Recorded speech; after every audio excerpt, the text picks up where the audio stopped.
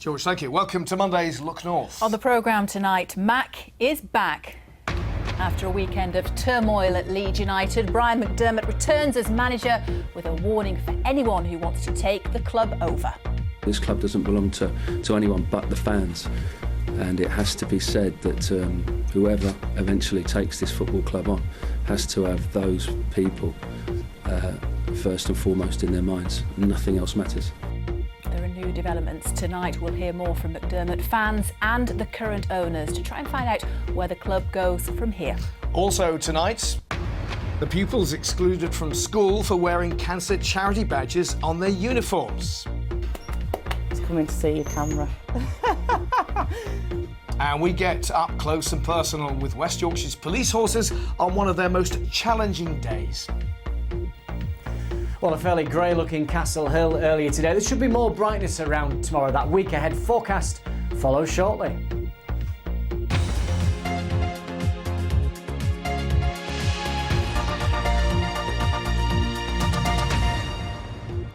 First tonight, the ongoing saga at Leeds United. After 72 hours of chaos and confusion, the club still has no clear owner. On Thursday last week, Managing Director David Haig failed in a bid to buy the club with a consortium called Sport Capital.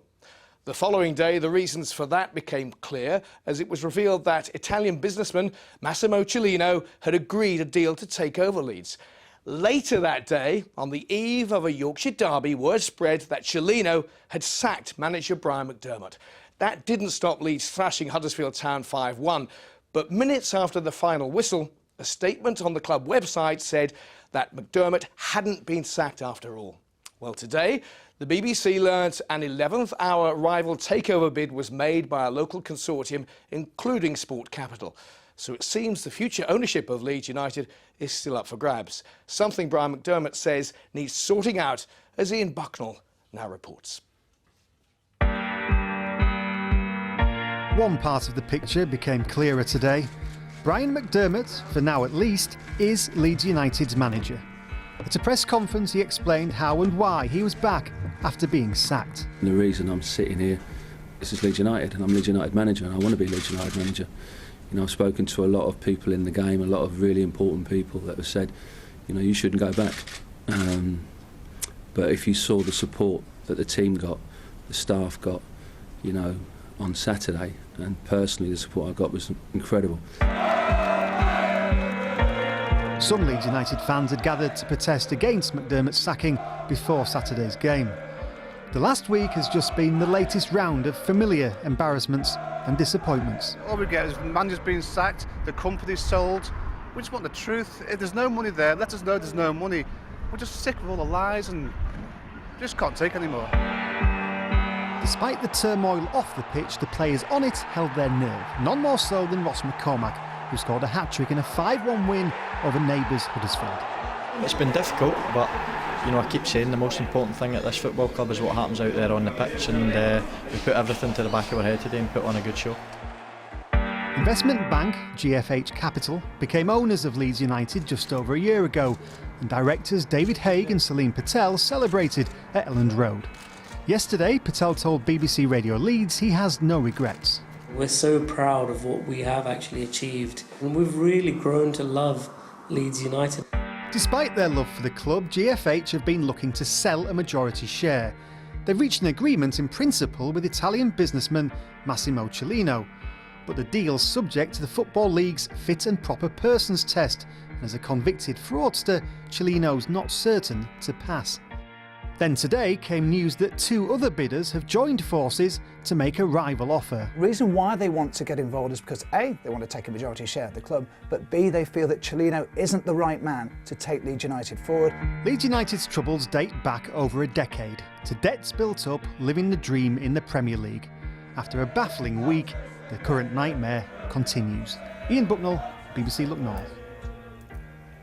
Well, we've been made aware of some developments tonight. Tanya's here along with Leeds United supporter Michael Michelson. In London we have Italian football pundit Mina Rizzucchi. Tanya, first of all, Keep us up to date. What's been happening? Well, Chris Farnell is the lawyer who was acting for Cellino, and it's him that made the phone call to Brian McDermott that actually led to his sacking, or non-sacking as we now know, on Friday night. He was marched off the premises at Elland Road this afternoon and told that he would not be back until and unless Cellino took over.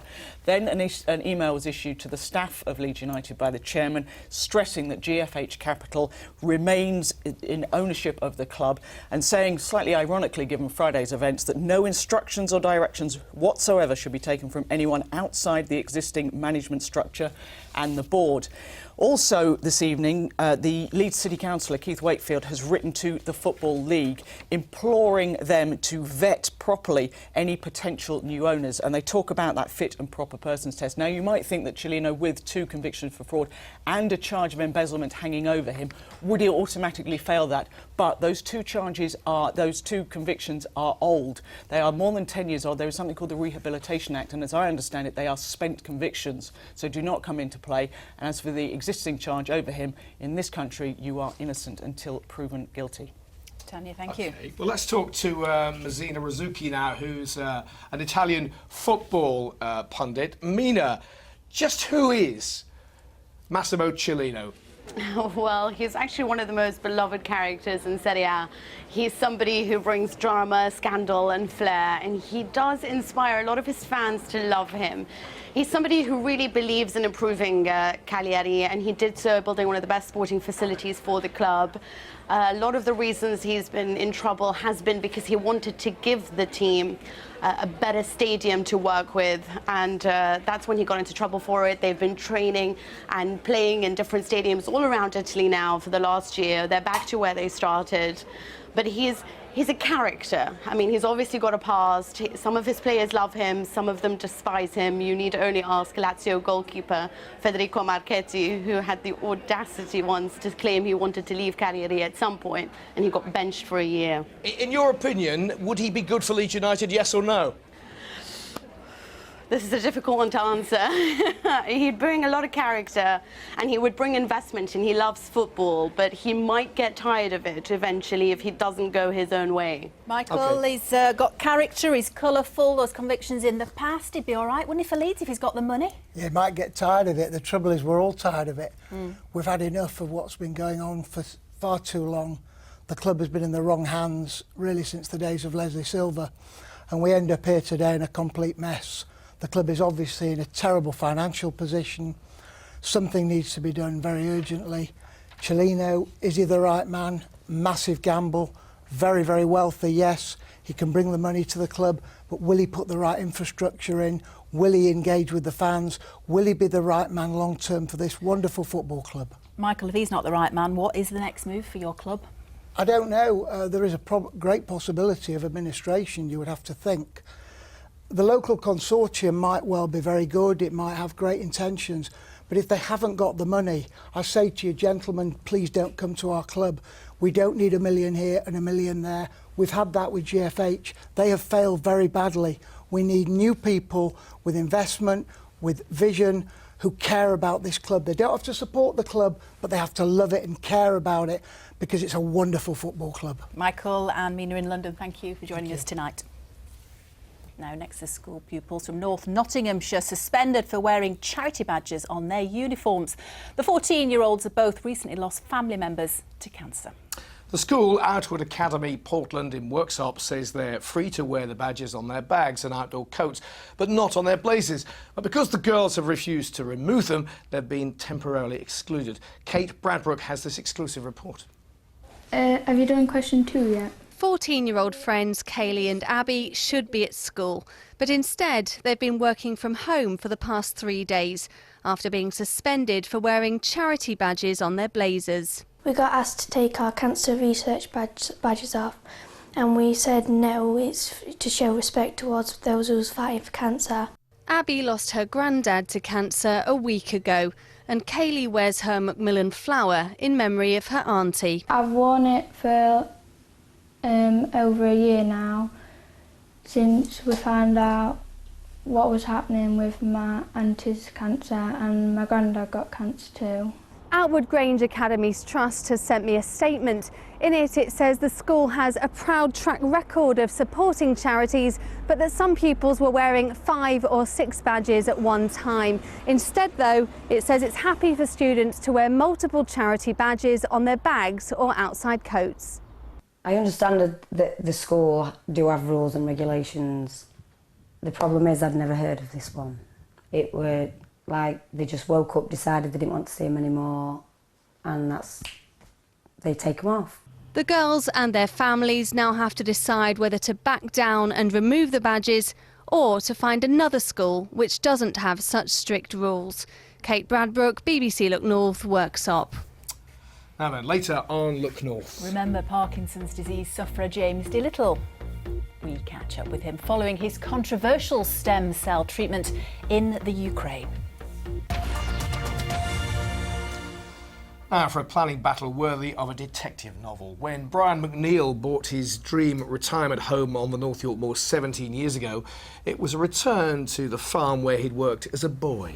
But what Brian, himself retired detective, did not realise was the work he carried out to restore the place was in fact illegal. He removed a dilapidated spiral staircase when he moved in, which planning officials said he should have replaced. He's now lost his case in court and faces losing his home. Michelle Lyons has the details. Hundreds of correspondence carefully filed, documenting a 17-year-long battle with the North York Moors National Park Authority. This Grade 2 listed farmhouse near Whitby has been lovingly restored by Brian McNeill, but the couple's life has been blighted by an ongoing argument over a staircase. The McNeills bought the place at auction back in 1996. The house was derelict, and Brian McNeill and his brother set to work immediately renovating the property following a brief conversation with a planning officer. I've inspected the exterior of the building and been quite happy with the work which has been done. She was quite adamant that the national parks were not interested in the interior of the building. But nothing was confirmed in writing, so when Brian ripped out a rotten spiral staircase and replaced it with a straight one, his nightmare began. Well, it was impossible to use it, quite frankly. In fact, there was a notice posted at the side of it, a little handwritten notice as far as I recall, which warned people as to its dangerous condition. The house has been rebuilt around the new staircase, so when Brian was asked to replace it with a spiral one, he decided to fight the decision. Now, after years of legal wrangling, a district judge has ruled in favour of the National Park Authority, who've said they've welcomed the latest ruling, pointing out that 4 independent officials have found in their favour. And while legal action is always a last resort, ignoring the matter could set a dangerous precedent leading to insensitive alterations to other listed buildings in the North York Moors. This was a lovely place and I was really looking forward to living around here, but unfortunately this has just blighted my life. It's really depressing. Well, it was a dream, it's a nightmare now, I'm afraid. The couple, now in their 70s, had hoped to see out their days in this house, but now they fear they will be forced to sell up to pay their legal bills. Michelle Lyons, BBC Look North, Horsker.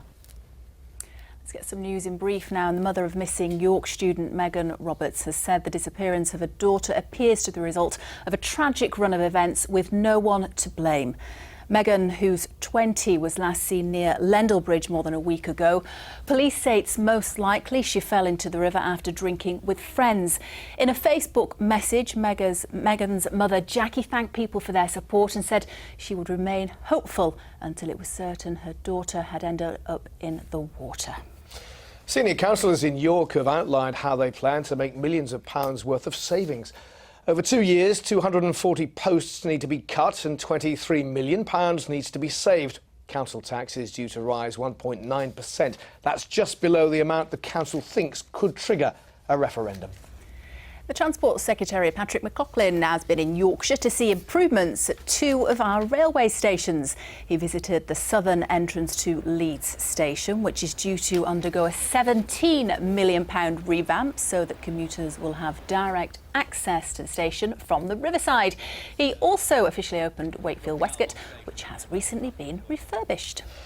A man from York with a form of Parkinson's disease is back in the UK after undergoing controversial stem cell therapy in Ukraine.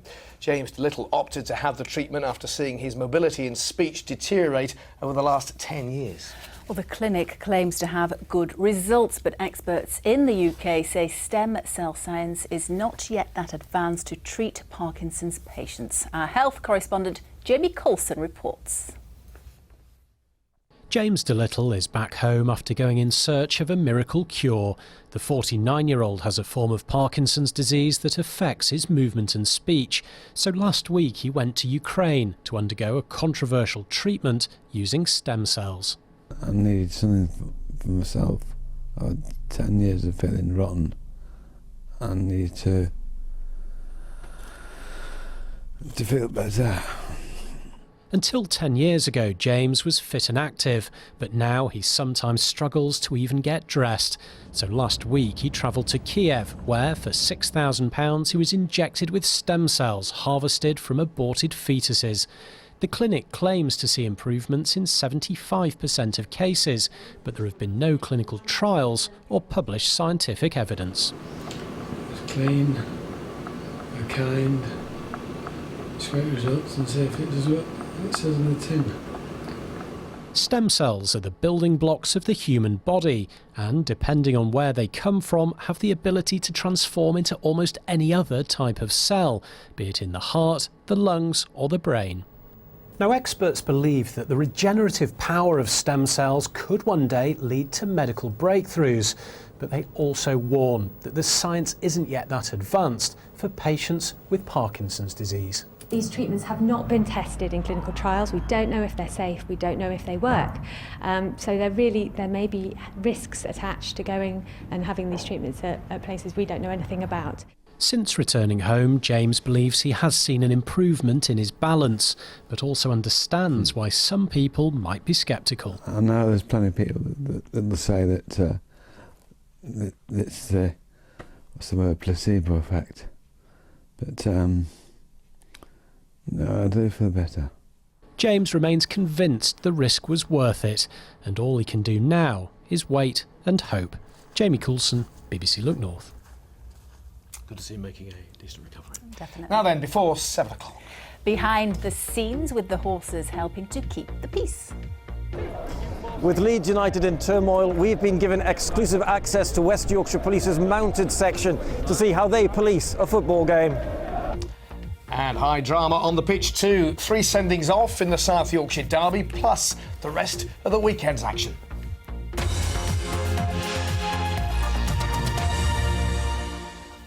Now then, 2 teenagers from Barnsley have set up their own business making artisan ice cream. Even though they only went into production last November, they're already selling double the amount they predicted. Yeah, pretty good going. They've been helped to get going by the Rotherham Young Enterprise Scheme, as Tom Ingle has been finding out. How many we need? How far? Meet the kitchen hands, manufacturers, delivery boys and chief executives of the latest artisan food startup in Yorkshire. At Pasture's Moo Ice Cream, brothers Ali and Will English do it all. Get me a spatula. And so far, they seem to be doing it rather well. We've always cooked at home and enjoyed doing it, and then we've started off making ice cream at home in a little machine, and now we've ended up in this factory making it. Can't make it quick enough. We make 21 different flavours, from your vanilla to your mango, and we've got a signature flavour which is Messimo. We're selling around 120 litres a week, so we cannot physically make the ice cream fast enough. It's unbelievable how we're making it one day, next day it'll be gone.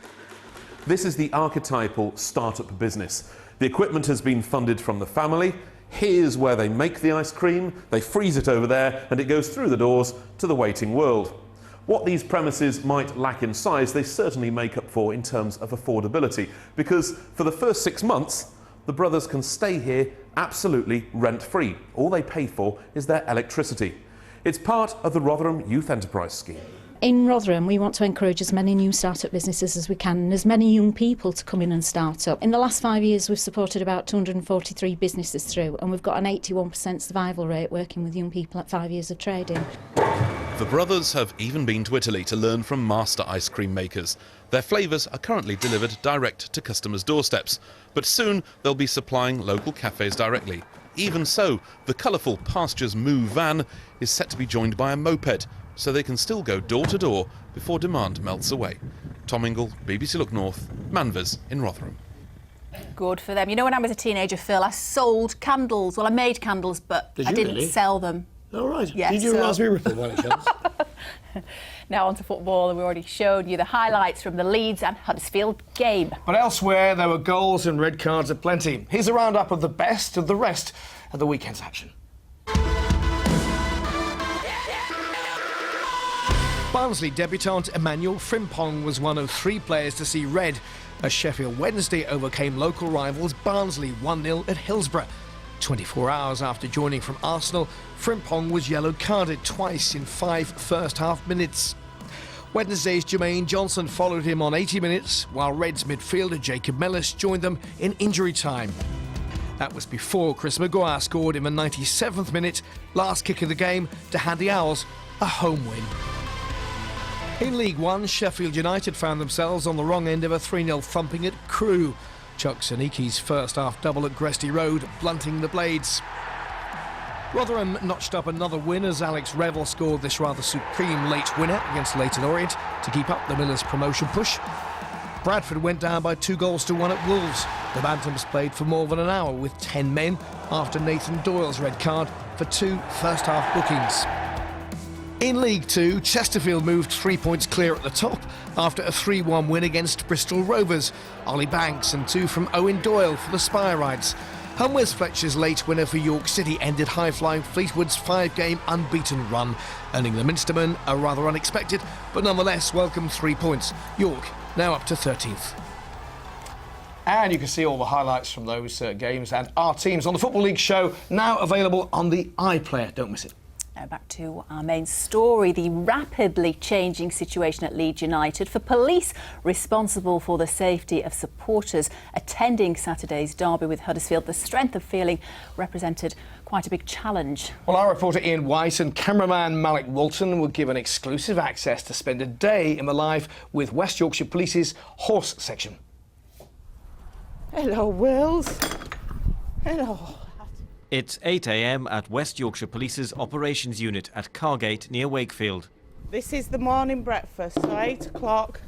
All the horses get the breakfast all at the same time. Hello. It's going to be a busy day for the mounted section, policing the local derby between Leeds and Huddersfield. Coming to see your camera. Come on. Good boy. They've been planning for this game for weeks, but unfolding events at Leeds United mean things are changing by the minute. We've obviously now got the emerging issue of possible demonstrations against the club. So again, the dynamics have changed. As opposed to looking at one incident now, we're trying to sort of deal with 2 contingencies. With another big game to police in Newcastle, only 6 horses are being sent to Leeds. First stop, City Square, where fortunately the only encounters with fans were friendly ones. One of our biggest roles is community engagement.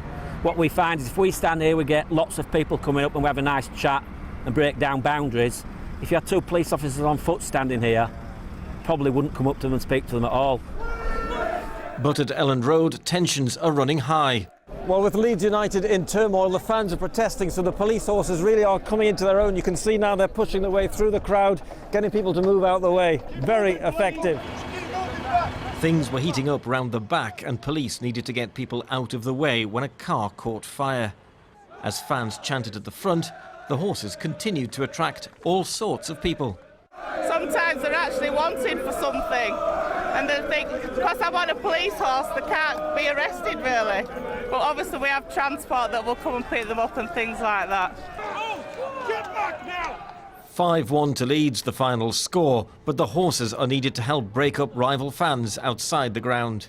Well, it's just after 5 o'clock. The police horses have already had a very long day, but you know, the work is really just starting for them now because the football ground is emptying and there's already been a bit of trouble. Officers on foot needed help rounding up potential hooligans. The horses made sure they got safely onto a bus and on their way home. You've seen that little bit of a disorder at the very end, but when you look at 30-odd thousand people a day, we are talking literally 20, 30, maybe 80, 90 people absolutely tops. So I think it's been a good day today, really. A shame that we've had that, but great day. This morning I started at 9, was in the school with him, lunging him, then riding for about, 5 hours today. So he's had a long day, we've had a long day, but the priority is looking after them when we get back, not us. So when they're in bed, we'll finish, we can relax, I can finish, done. Tea time. Ian White, BBC Look North, with the West Yorkshire Police Horses at Cargate near Wakefield. Beautiful beasts, aren't they? Amazing job they do, well looked after as well. Now here's Paul with the weather, and just to mention 4 flood warnings in place tonight. Yes, there are 2 in Scarborough, at the Spa Complex and along the Foreshore Road, and 1 for Naburn Lock and 1 in Sands End. Yeah, more rain to come as well over the next few days. It's been incredible how the river network has actually coped with what's been,